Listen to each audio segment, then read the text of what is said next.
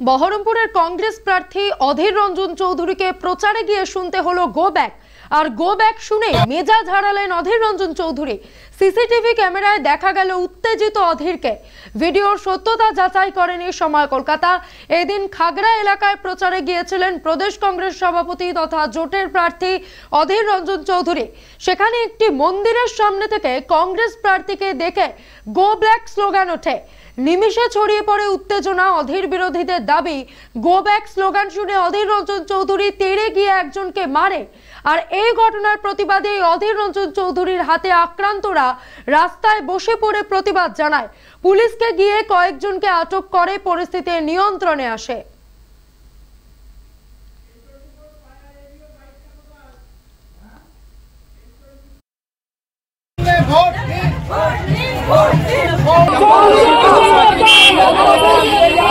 বাদরামি বলে না, এগুলো বাদরামি হচ্ছে। এখানকার টিএমসি এর কিছু চুল্লুখোরকে দিয়ে আমাকে ডিস্টার্ব করানো হচ্ছে। গত মিউনিসিপ্যালিটি ভোটে এজিডিসি করেছিল এখানকার টিএমসি পার্টি, চুল্লুখোরদের লাগিয়েছে আমার বিরুদ্ধে স্লোগান দেওয়া, বিরক্ত করা, পথ আটকানো, গো ব্যাক স্লোগান দিয়ে আমার প্রচার যাত্রাকে বন্ধ করে দেওয়ার চেষ্টা করছে। কাউকে চর মানিনি, সেটা কি হচ্ছে তাই নিশ্চয়ই বলেছি, 100 বার বলেছি। কাউকে চর মানি, সব তো সিসিটিভি আছে।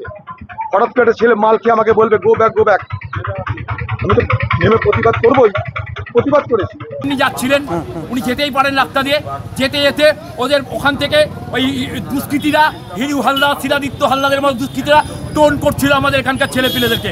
এখানকার ছেলেপিলেরা কোনোদিন অশান্তিতে থাকে না, ভগবান নিয়ে, ঈশ্বর নিয়ে, আল্লাহ নিয়ে ব্যস্ত থাকে। কিন্তু কি দেখলাম, ঈদের দুদিন পরে আজ হনুমান জয়ন্তী চলে এসেছে, রামনবমী চলে এসেছে, হঠাৎ অধীর চৌধুরী নেমে পুরনো রাজ আমাদের একটা ছেলের গায়ে হাত দিল, অকথ্যভাবে গালাগালি করলো।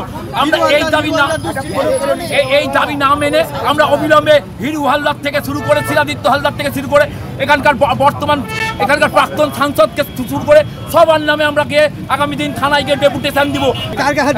পরিষ্কার ছেলেটার গায়ে হাত দিয়েছে, যখন আমার জামা ছিঁড়ে দিয়েছে, আমাকে মিথ্যা অপবাদ দিয়ে তুলে দিয়ে চলেছে মনে হয়। হাত দেখেছে আর ওরা বলেছে অধীর চৌধুরী গো ব্যাক বলেছে, কিন্তু তাই বলে অধীর চৌধুরী ওইখানে দাঁড়িয়ে ছুটে এসে তাদের কলার চিপে ধরে মারবে।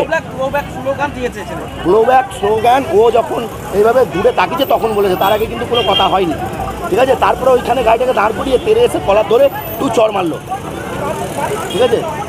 সেই জন্য আমরা যখন বলতে গেলাম মোবাইলটা কেড়ে নিয়ে চলে গেল ওরা। সেই জন্য আমরা যখন বলি, তারপরে আবার রিটার্ন এসে মোবাইল ফেরত দিচ্ছে। তাহলে মারবে কেন? আজকে সাংসদ হয়েছে, সে একটা ছেলেকে বিনা দোষে এসে কলার ধরে ভাটাভাট মারলো। সে কি বলেছিল? সে তো কোনো কথা বলেনি। সে ওখানে দাঁড়িয়ে সেখানকার নেতৃত্বে তাকে এসে ভাটাভাট মারলো। আগে তৃণমূল করে, হ্যাঁ, বিভ্রান্তে তৃণমূল করে, ঠিক আছে। আর সব থেকে বড় কথা, রাজা মাস্টারের সঙ্গে থাকে। সে একজন ভালো, মানে রাজা মাস্টার একজন ভালো তৃণমূল নেতা, সে সবারই জন্য দেখে, তার নেতৃত্বে থাকে সে, ঠিক আছে। তো সেই জন্য তাকে আজকে টার্গেট করলো, তাকে টার্গেট হলো। হিরু হালদার এলো, শিলা হালদার এলো, ওরা এসে কলার ধরে আবার মারছে। তাতে সাহস পায় কি করে?